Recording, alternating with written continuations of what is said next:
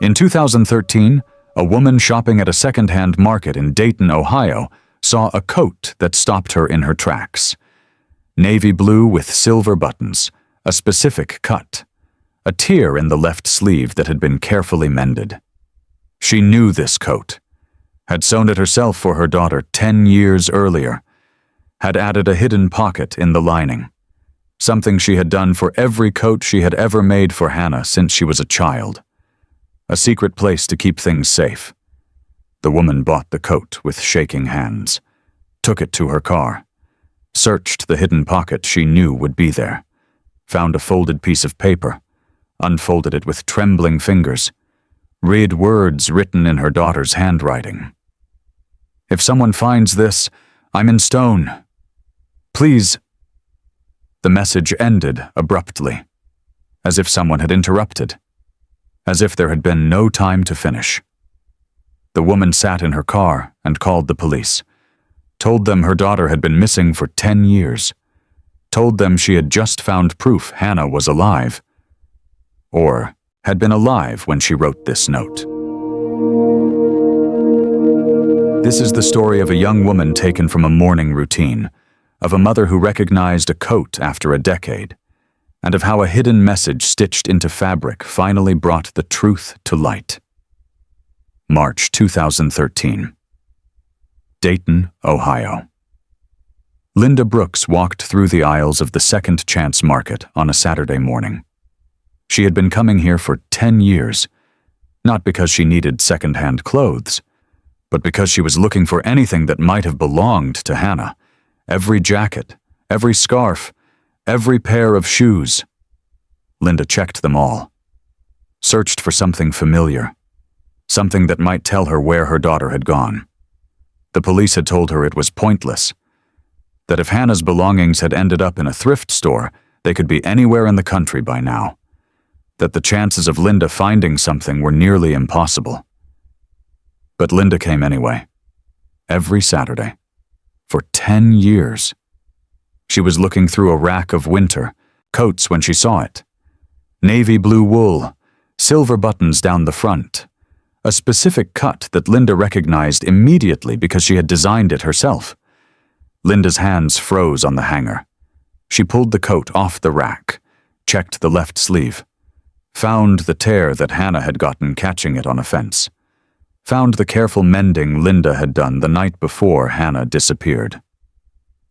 This was Hannah's coat, the one she had been wearing the morning she vanished in 2003.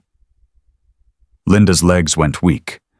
She sat down on a nearby bench, held the coat in her lap, felt the fabric between her fingers.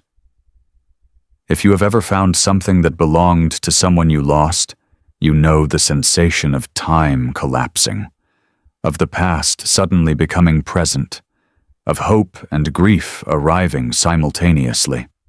Linda remembered making this coat, remembered Hannah trying it on, remembered adding the hidden pocket in the lining, something Linda had done since Hannah was 8 years old.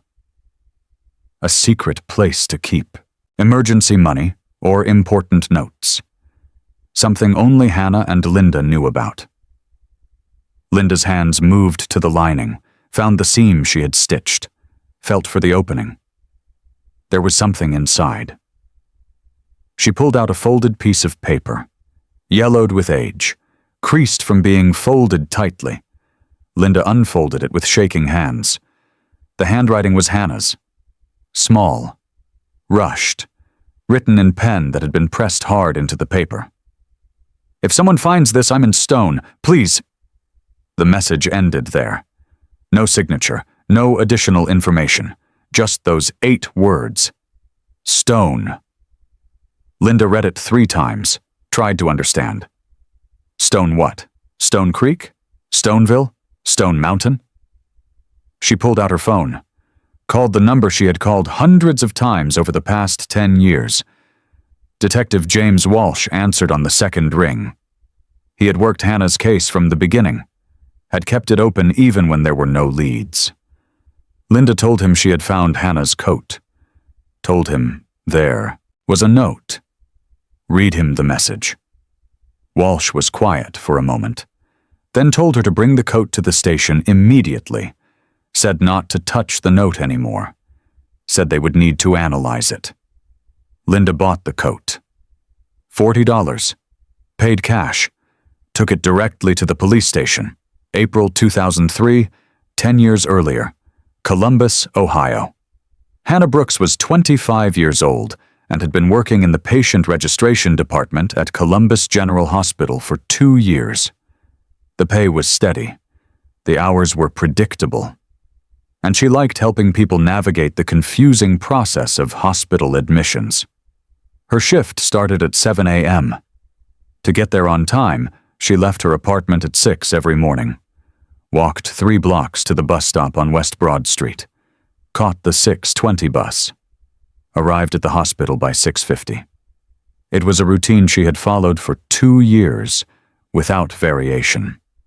What Hannah did not know was that someone had been watching her. Michael Turner was 42 years old and lived in a small house on the outskirts of Stone Creek, a town 30 miles northeast of Columbus. He worked as a freelance accountant, kept to himself, had not dated since his fiancée died in a car accident 4 years earlier. Her name had been Sarah. She had blonde hair that caught the light when she walked, a specific way of moving that Michael could recognize from a block away. And one morning in January 2003, Michael had been driving through Columbus for a client meeting when he saw a young woman walking toward a bus stop. Blonde hair. Same build as Sarah. Same way of walking. For a moment, Michael's heart had stopped. He had pulled over, watched her get on the bus, watched the bus drive away. He told himself it was coincidence. That grief was making him see things that were not there. But the next week, he drove through Columbus again. Same time, same street. Saw the same woman walking to the same bus stop. He started coming every week, then twice a week, then every morning. For 3 months, Michael watched Hannah Brooks walk to the bus stop at 6:15 a.m. Watched her wait. Watched her board the bus at 6:20. He learned her routine, learned her route, learned that she was alone, that no one walked with her, that no one waited with her at the bus stop. And slowly, over those 3 months, something shifted in Michael's mind. He started to believe that this was not coincidence, that fate had brought Hannah to him, that Sarah had been taken away but now she was being returned, in a different form, in a different life, but the same person underneath. By the 4th month, Michael had convinced himself of something that wasn't true and would never be true, that if he could just bring her home, everything would be okay again. April 15th, 2003. The morning Hannah disappeared. Hannah left her apartment at 6 a.m. as usual, wore her navy blue coat because the April morning was cold, walked the 3 blocks to the bus stop. The street was empty. No one else was waiting. The bus was not due for another 5 minutes. A car pulled up to the curb. A man rolled down the window, asked if she was waiting for the West Broad bus, said he had seen her here before, said the bus drivers were on a temporary route change this week due to construction, said they were picking up 2 blocks over now. Hannah frowned. She had not heard about any construction, but she had been off work for 2 days. Maybe she had missed an announcement. The man seemed normal, middle-aged, well-dressed, spoke calmly. He told her he could give her a ride to the new stop if she wanted, said he was heading that direction anyway. Hannah hesitated. Her mother's voice echoed in her mind. Never get in a car with strangers. She pulled out her phone, tried to search for bus route changes, but her phone signal was weak in this area. The page would not load. And she had been late twice this month already. Once because of a missed alarm, once because the bus had mechanical problems. Her supervisor had pulled her aside last week, said one more late arrival would result in a formal warning. said the hospital could not have registration staff showing up whenever they felt like it. Hannah looked at the man again. He was middle-aged, business clothes, spoke calmly, seemed like someone who worked downtown. Someone normal. And it was just 2 blocks. The man said the new stop was just 2 blocks over. That was nothing. A 2-minute drive. Not even enough time for something to go wrong. She made a decision she would regret for the next 10 years. Hannah said, "Okay." She got in the car, sat in the passenger seat, buckled her seatbelt. The man pulled away from the curb, drove 2 blocks, then 3, then turned onto the highway. Hannah's chest tightened, asked where they were going, said the bus stop should have been right there. The man did not answer, just kept driving. Hannah tried the door handle. It was locked. Tried the window button. It did not work. She told him to let her out. Her voice was firm, tried not to show fear. The man glanced at her. His expression had changed. No longer calm, no longer kind. He told her to be quiet. Told her everything would be okay. Told her she just needed to trust him. Hannah's pulse was racing. She reached for her phone, tried to call 911. The man grabbed it from her hand, threw it out the window onto the highway. Hannah started crying, asked what he wanted, said she had not done anything wrong. The man said she looked like someone, said she reminded him of someone he lost, said he just wanted to take care of her. Hannah begged him to let her go, said her mother would be looking for her, said people would notice she was missing. The man said no one would find her, said he had been careful, said she would understand eventually. They drove for 40 minutes, out of Columbus, through rural roads, into a small town called Stone Creek. The man pulled into a driveway at the end of a gravel road. A small house sat surrounded by trees. No neighbors visible, no other buildings nearby. He parked, turned off the engine, looked at Hannah, told her this was her new home, told her she would be safe here, told her to come inside. Hannah did not move, told him she would not. The man got out of the car, walked around to her side, opened the door, told her to get out. Hannah refused. The man reached in, grabbed her arm, pulled her out of the car. Hannah fought, screamed, tried to run, but Michael was stronger, dragged her toward the house, got her inside, locked the door. Hannah stood in the small living room, looked around desperately for a way out. Michael told her to take off her coat, said he would get her some water, said she needed to calm down. Hannah's mind was racing. She saw a small desk near the window, saw paper and a pen. While Michael was in the kitchen, Hannah grabbed a piece of paper, wrote as fast as she could. "If someone finds this, I'm in. Stone, please." She heard Michael's footsteps returning. Shoved the paper into the hidden pocket her mother had sewn into the coat lining. The pocket only Hannah and Linda knew about. Michael came back, told her again to take off the coat. His voice was harder now. Hannah took it off slowly, handed it to him. Michael looked at it, looked at Hannah, then walked outside. Hannah heard the door lock behind him, ran to the window, watched as Michael walked to a dumpster at the edge of the property, threw the coat inside, and with it, the only message Hannah had been able to send. Our community of women who have been taken knows that moment when you realize no one is coming, that you are alone, that survival depends on what you do next. Hannah stood at the window and watched the dumpster, watched the coat disappear, felt hope slip away, did not know that 10 years later that coat would find its way back, that the message she had written in desperation would finally reach the person it was meant for. Did not know that her mother would never stop looking, would never stop hoping, would walk into a thrift store on a Saturday morning and find the one thing that could bring Hannah home. All she knew in that moment was that she was trapped, that Michael believed she was someone else, that the door was locked and the windows were nailed shut and no one knew where she was. But she had left a message, hidden in fabric, written in seconds, 8 words that would take 10 years to find their way home. If someone finds this, I'm in stone. Please. April 2003, the day after Hannah disappeared. Linda Brooks woke at 7 a.m. and called her daughter's apartment. No answer.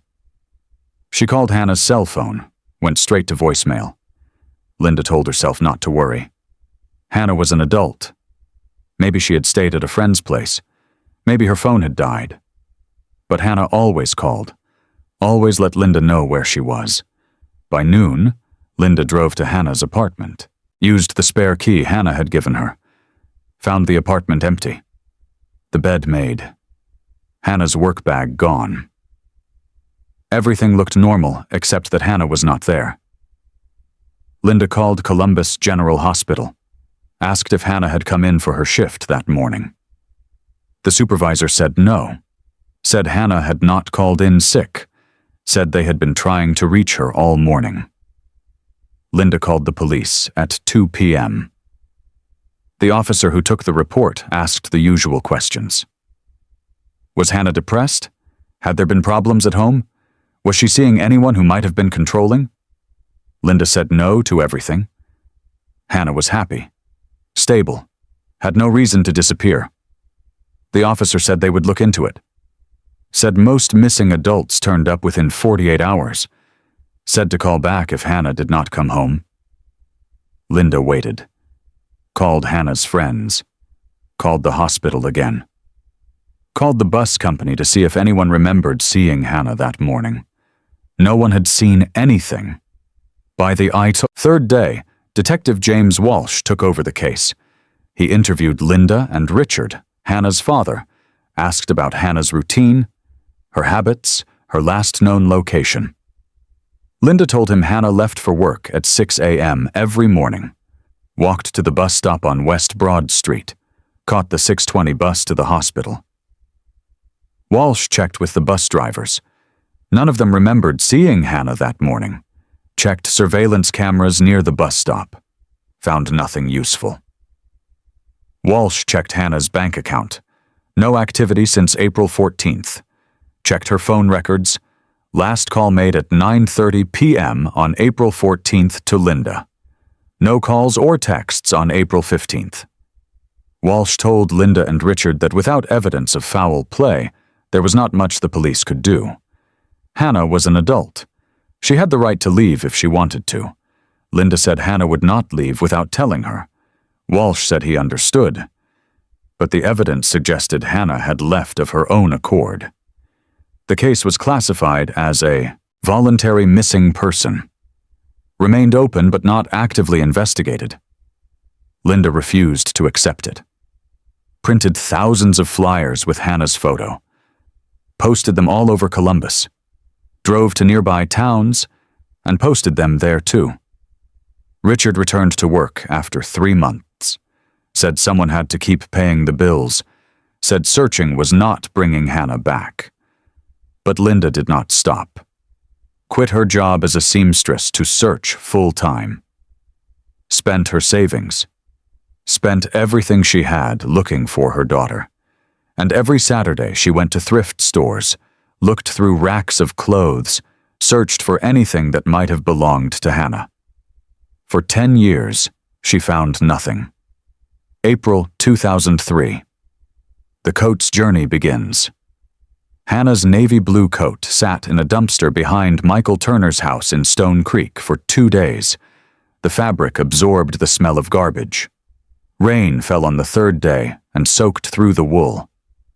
On the 4th day, a man named Earl Jennings drove by in his pickup truck. Earl made a living collecting items from dumpsters and reselling them at flea markets. He saw the coat sticking out from under a pile of trash bags, pulled it out, shook off the dirt. The coat was good quality. Wool, silver buttons, worth keeping despite the smell. Earl threw the coat in the back of his truck with 24 other items he had collected that week. Drove to a donation center in Newark, Ohio. dropped everything off in the donation bin outside. The coat sat in that bin for a week alongside old shoes, stained shirts, broken toys, and worn blankets.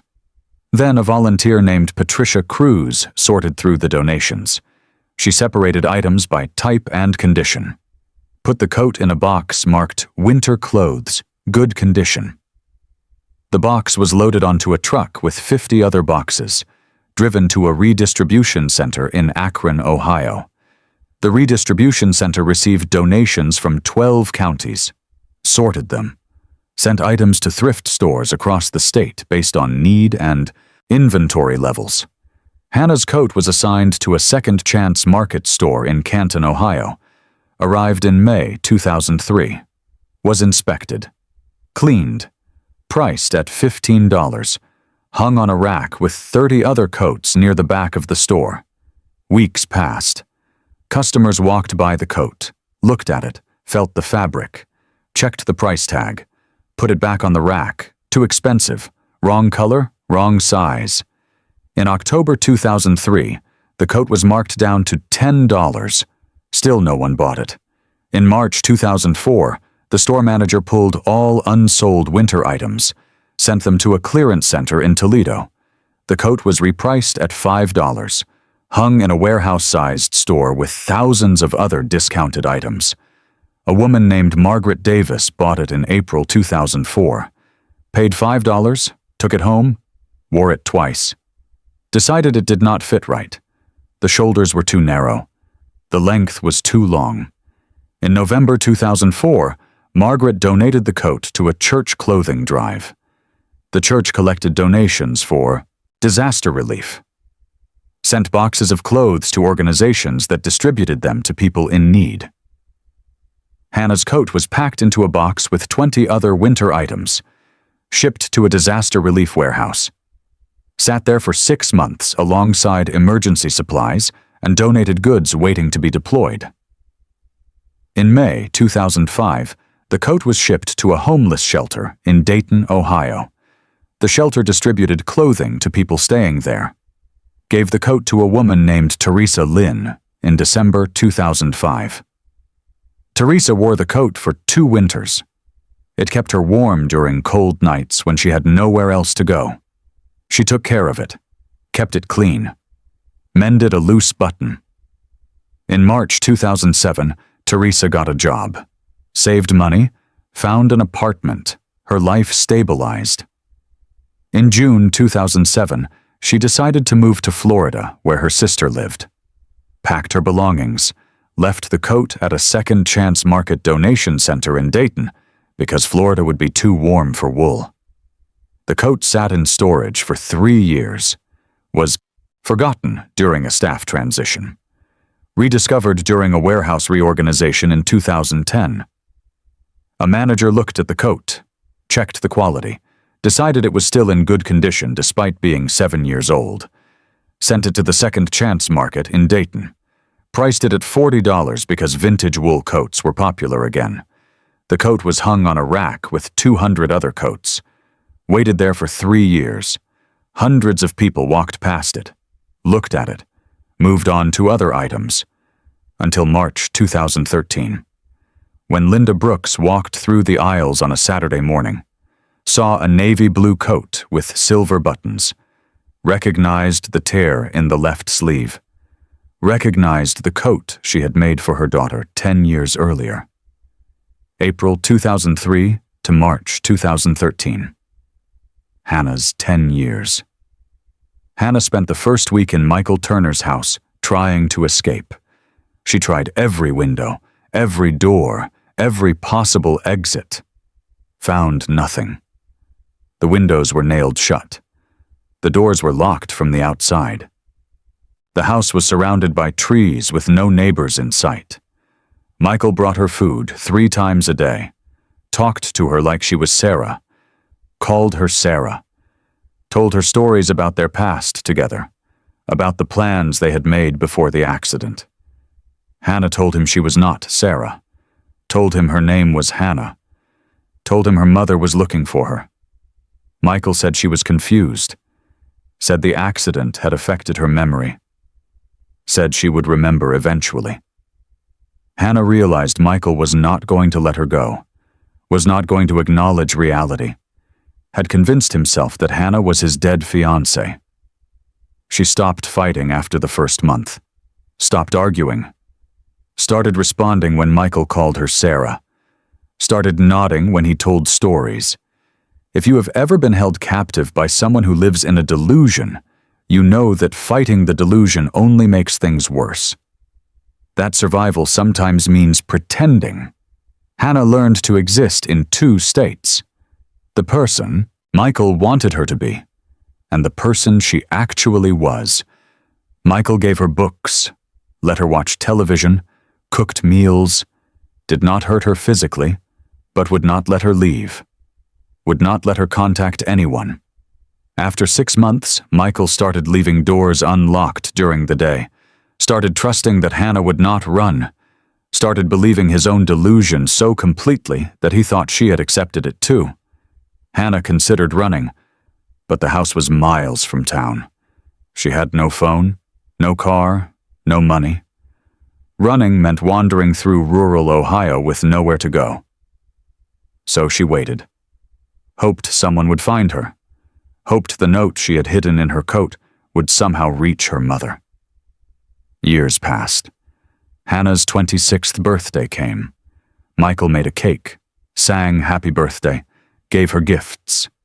Hannah thanked him, played the role he needed her to play, survived another year, her 30th birthday. Michael decorated the house, cooked her favorite meal, told her how happy he was that they were together. Hannah smiled, said thank you, went to bed that night and cried quietly where Michael could not hear. Her 32nd birthday, 34th. The years blurred together. Days became weeks, became months, became years. Hannah marked time by the seasons, by the television shows that aired, by the books she read over and over because Michael only bought new ones occasionally. She thought about her mother every day, wondered if Linda was still looking, wondered if anyone remembered her name. She thought about the note she had written, wondered where the coat had gone, if it had been thrown away, if it was sitting in a landfill somewhere. She held on to hope because it was all she had, hope that someday, somehow, someone would find her. Our community of survivors held in long-term captivity knows that time loses meaning, that days stretch into years without markers or milestones, that holding on to yourself becomes the hardest part. Hannah survived by remembering who she was, by repeating her real name in her mind every morning. Hannah Brooks, daughter of Linda and Richard Brooks, from Columbus, Ohio. 25 years old when she was taken. She remembered her mother's face, her father's laugh, her apartment, her job at the hospital, the route to the bus stop. She remembered everything she could, held on to those memories like anchors, refused to let Michael erase who she really was. And she waited. March 2013. The discovery. Detective James Walsh sat in his office and looked at the coat Linda Brooks had brought him. He had worked Hannah's case for 10 years, had always suspected she had been taken, had never been able to prove it. Now he had proof. Walsh called in the forensics team. They photographed the coat, photographed the note, carefully removed it from the hidden pocket using tweezers. The note was analyzed. The paper was standard notebook paper. The ink was blue ballpoint pen. Common. But the handwriting matched. Samples of Hannah's writing. The note was authentic. Walsh studied the message. If someone finds this, I'm in stone. Please. Stone. Not enough information, but it was something. The first real lead in 10 years. Walsh pulled up a map, searched for every location in Ohio that started with stone, found 17 matches.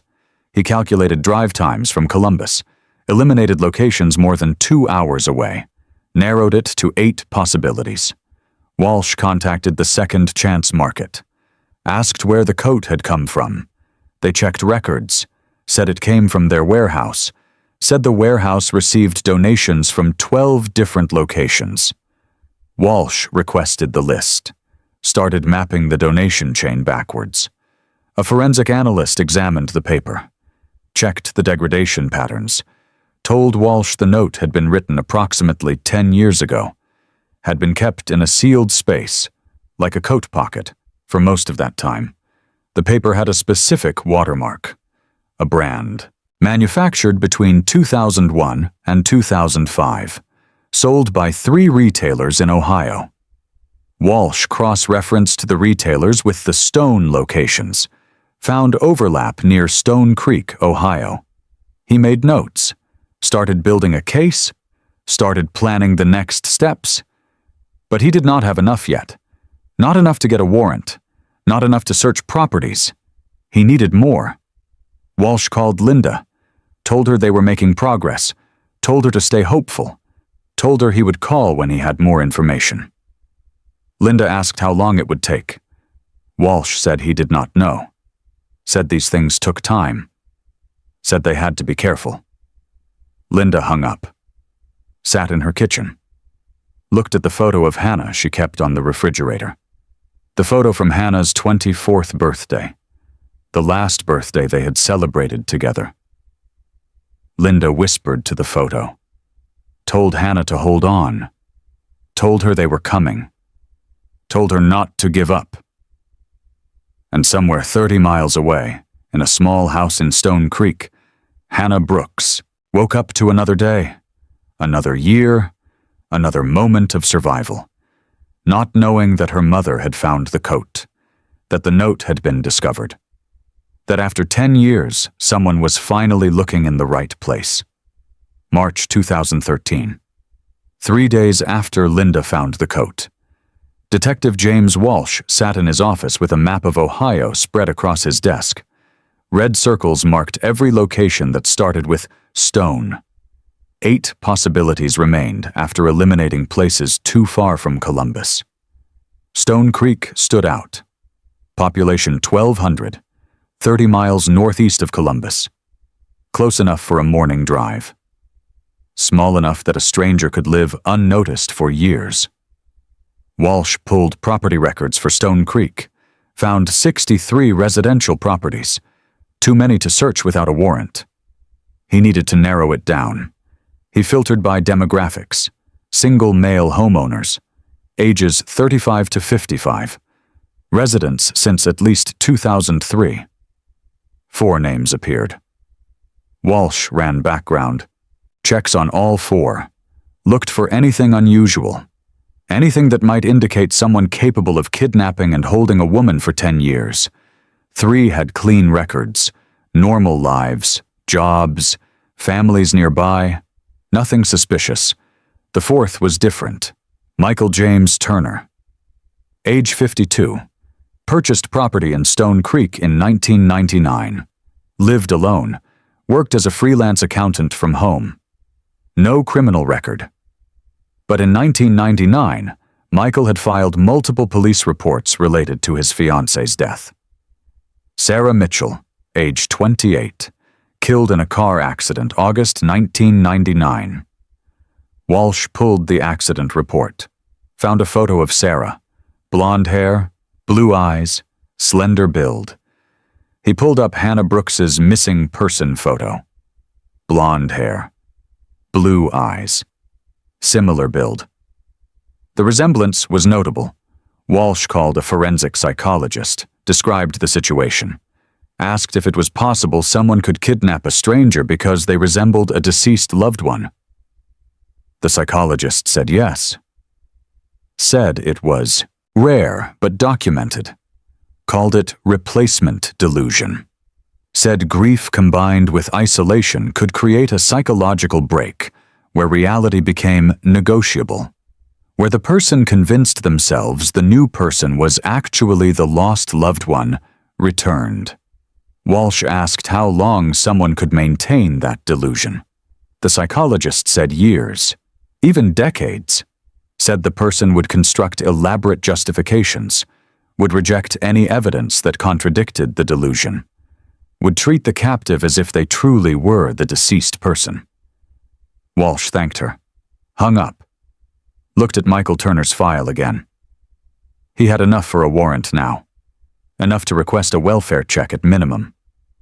Walsh called the Stone Creek Police Department. Small force. 3 officers. Chief named Tom Bradley. Walsh explained the situation. Said he had reason to believe a woman missing since 2003 might be at a property in Stone Creek. Asked for assistance. Bradley said they would help. Asked what Walsh needed. Walsh said he wanted to approach carefully. Said if Hannah was there, she had been held for 10 years. Said they could not risk the suspect panicking. They planned the operation for the following morning. March 2013. The morning of the rescue. Walsh arrived in Stone Creek at 6 a.m., met Chief Bradley and 2 officers at the police station. They reviewed the plan. Surround the property, call Michael out. If he refused, breach the door. Priority was finding Hannah alive. They drove to 4782 County Road 17 in 2 vehicles, parked at the end of the gravel driveway. The house was small, single-story, surrounded by trees. No neighbors visible. Walsh and Bradley approached the front door. The 2 officers moved to cover the back exit. Walsh knocked, called out that this was the Columbus Police Department, asked Michael Turner to come outside. Silence. Walsh knocked again, louder this time, called Michael's name. A sound inside, footsteps. Then the door opened. Michael stood in the doorway. 50s. Gray hair, wearing a robe. Looked confused. Walsh identified himself. Said they were investigating a missing person case, asked if they could come inside. Michael hesitated. Asked what this was about. Walsh said they had reason to believe Hannah Brooks might be at this address. Asked if Michael knew that name. Michael's expression changed. Something flickered behind his eyes. He started to close the door. Bradley pushed it open. Told Michael to step aside. Michael backed into the house. Said they could not come in without a warrant. Walsh pulled out the warrant. Said they had one. Told Michael again to step aside. Michael did not move, just stood there blocking the hallway. Walsh pushed past him. Bradley followed. The 2 officers came through the back door. Walsh called out. Asked if anyone else was in the house. Asked if Hannah Brooks was there. No answer. Walsh moved down the hallway. Checked the first door. Bedroom, empty. Checked the second door. Checked the bathroom. Empty. Checked the third door.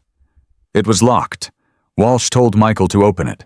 Michael said no, said that was Sarah's room, said Sarah did not like strangers.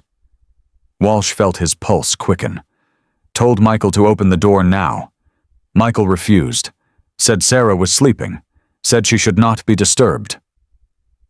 Bradley took a step forward. Told Michael they would break the door down if he did not open it. Michael looked between them, then slowly pulled a key from his robe pocket. Unlocked the door. Walsh pushed it open. A woman sat on a bed near the window. Thin, pale, blonde hair longer than in her missing person photo. She looked up when the door opened, eyes wide. Walsh asked if she was Hannah Brooks. The woman did not answer, just stared at him. Walsh asked again, told her his name, said he was with the Columbus police, said her mother had been looking for her. The woman's eyes filled with tears. My mother? Walsh nodded. Told her Linda had found her coat, had found the note. Said that was how they found this address. The woman started crying. Said her name was Hannah Brooks. Said she had been here for 10 years. Said Michael had taken her. Said he would not let her leave. Walsh turned to Michael. Told him he was under arrest for kidnapping. Michael shook his head. Said there was a mistake. Said that was Sarah, his fiancée. Said she had been in an accident, but she was okay now. Said they were together. Bradley handcuffed Michael. Read him his rights. Led him outside to the patrol car. Walsh stayed with Hannah, told her she was safe, asked if she was hurt, asked if she needed medical attention. Hannah said she was okay, just weak, asked if her mother was really looking for her, asked if Linda was alive. Walsh said yes, said Linda had never stopped searching, said she was waiting to see Hannah. Hannah covered her face with her hands, cried for several minutes. Walsh sat down in a chair near the door. Gave her time. When Hannah looked up, she asked how long it had been. Walsh told her 10 years, April 2003 to March 2013. Hannah nodded. Said she had tried to keep track but lost count after the first few years. Said she knew it had been a long time. Walsh called for an ambulance, said they needed to take Hannah to the hospital, get her checked, make sure she was healthy. Hannah asked if she could call her mother first. Walsh pulled out his phone, dialed Linda's number, handed the phone to Hannah. Linda answered on the first ring. Hannah? Hannah's voice broke. Mom, it's me. Linda started crying, asked if Hannah was okay, asked where she was. Hannah said she was in Stone Creek, said the police had found her, said she was safe. Linda asked if she could come, asked where to meet her. Walsh took the phone back, told Linda they were taking Hannah to Stone Creek Medical Center, gave her the address, said she could meet them there. Linda said she was leaving now, said she would be there in 30 minutes. Ambulance arrived. Paramedics checked Hannah's vitals. Blood pressure low, heart rate elevated but stable, dehydrated, malnourished but alive. They loaded Hannah onto a stretcher. Walsh rode with her to the hospital. Hannah was quiet during the ride, looked out the window at the trees passing by, at the sky, at the world she had not seen in 10 years except through nailed-shut windows. Walsh asked if she wanted to talk about what happened. Said she did not have to if she was not ready. Hannah said Michael had pretended to help her. Said he told her the bus route had changed. Said she got in his car and he drove her here. Said he locked her in the house. Said he called her Sarah. Said he believed she was his dead fiancé. Walsh asked if Michael had hurt her. Hannah said no. Said he never hit her. Never touched her inappropriately. Just kept her locked up. Kept her isolated. Kept telling her she was someone else. She said the worst part was not the captivity, was not the locked doors or the years alone. The worst part was feeling herself disappear. Was fighting to remember who she really was when someone spent every day telling her she was someone else. If you have ever had your identity denied for so long that you start to doubt it yourself, you know the particular cruelty of that kind of captivity. They arrived at the hospital. Hannah was taken to a private room. Doctors examined her, ran tests, confirmed she was physically healthy despite being underweight. Linda arrived 20 minutes later, ran through the hospital hallways, found Hannah's room, stopped in the doorway. Hannah was sitting up in bed, turned when she heard footsteps. Mom. Linda crossed the room, wrapped her arms around her daughter, held her like she would never let go. I found you. Oh God, I found you. I never stopped looking. Never. Hannah held her mother, cried into Linda's shoulder. I knew you would. I wrote that note hoping you would find it, hoping someone would. Linda pulled back, looked at Hannah's face. Older now, 35 instead of 25, but still her daughter. The coat. I found the coat. I went to that thrift store like I do every Saturday, and there it was. Your coat, with the hidden pocket I sewed. Hannah smiled through tears. I remembered the pocket. When he took me to that house, I found paper and wrote as fast as I could. I put it in the pocket, hoping it would survive. Hoping you would find it someday." Linda said she had never given up, had gone to thrift stores every Saturday for 10 years, had checked every coat, every item, had refused to believe Hannah was gone. Hannah said she had thought about Linda every day, had held on to the memory of home, had survived by remembering who she really was. Richard arrived an hour later, walked into the room, stopped when he saw Hannah, started crying, crossed the room, hugged his daughter for the first time in 10 years. The three of them sat together in that hospital room, talked, cried, held each other. Walsh stood outside in the hallway, gave them privacy, called the prosecutor, said they had found Hannah Brooks alive, said Michael Turner was in custody, said they had a solid case. Michael Turner was charged with kidnapping, false imprisonment, and a dozen related counts. During interrogation, he remained calm. Insisted Hannah was Sarah. Insisted she had been in an accident and forgotten who she was. Insisted he had been taking care of her. The prosecutor said Michael would likely be found incompetent to stand trial, would be committed to a psychiatric facility, would spend the rest of his life in custody regardless. Hannah stayed in the hospital for 3 days, regained strength, talked to psychologists, started the long process of recovery. She told them the hardest part would not be adjusting to freedom, would be rebuilding an identity that had been denied for 10 years, would be figuring out who Hannah Brooks was at 35 when she had been frozen at 25. The psychologists said it would take time, said recovery was not linear, said some days would be harder than others, but said Hannah had already proven she was a survivor, had held on to herself through 10 years of captivity, would find her way back. Linda and Richard took Hannah home to Columbus, set up the guest room for her, gave her space but stayed close.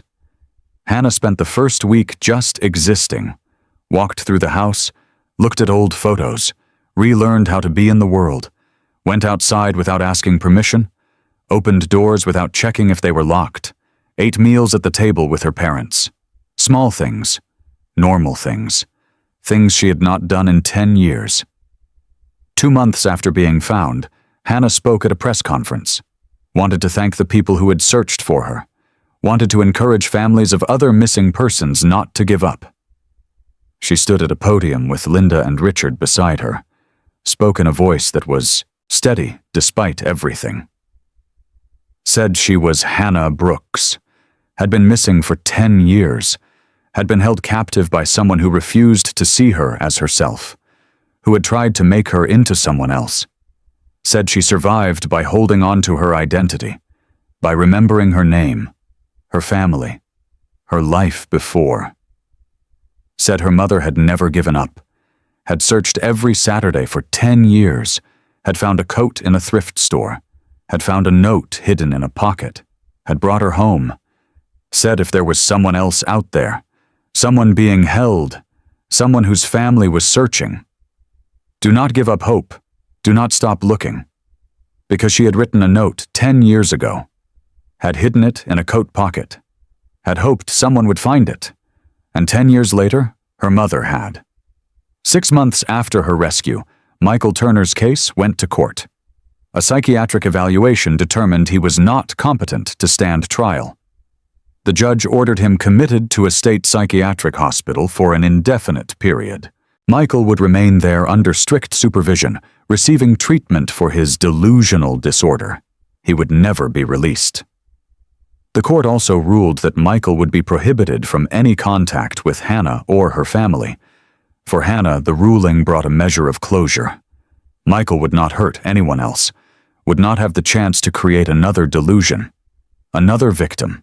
1 year after coming home, Hannah enrolled in college, started taking psychology courses, wanted to understand what had happened to her, wanted to help others who had experienced similar trauma. She started slowly, one class at a time. Some days were harder than others. Some days she had to leave campus early because being around crowds triggered anxiety. But she kept going, kept pushing forward. Linda and Richard supported her through every step, celebrated every small victory, every completed assignment. Every day, Hannah chose to keep building her life. Hannah also started volunteering at a non-profit that supported families of missing persons, answered phones, talked to parents who were searching, told them her story, told them not to give up, told them that sometimes, against impossible odds, people do come home. She became a symbol of hope for families across the country. Proof that searching matters. That 10 years is not too long. That love and persistence can overcome even the most desperate circumstances. If this story reminds you that some missing persons do come home, that mothers who search every Saturday sometimes find what they are looking for, that 10 years is not too long to hope, remember this. Michael Turner stole 10 years of Hannah Brooks's life, kept her locked in a house because she reminded him of someone he had lost, denied her identity, denied her freedom, denied her existence as anyone except the person he wanted her to be. But Hannah survived, held on to herself, wrote a note that traveled through 10 years and 7 hands before finding its way back to the person who needed to see it most. Someone is still missing. Someone is still searching. Do not stop looking. Do not stop hoping. Because Hannah Brooks came home after 10 years, and her story belongs to every mother who refuses to give up, and to every person who holds on to their identity when the world tries to erase it.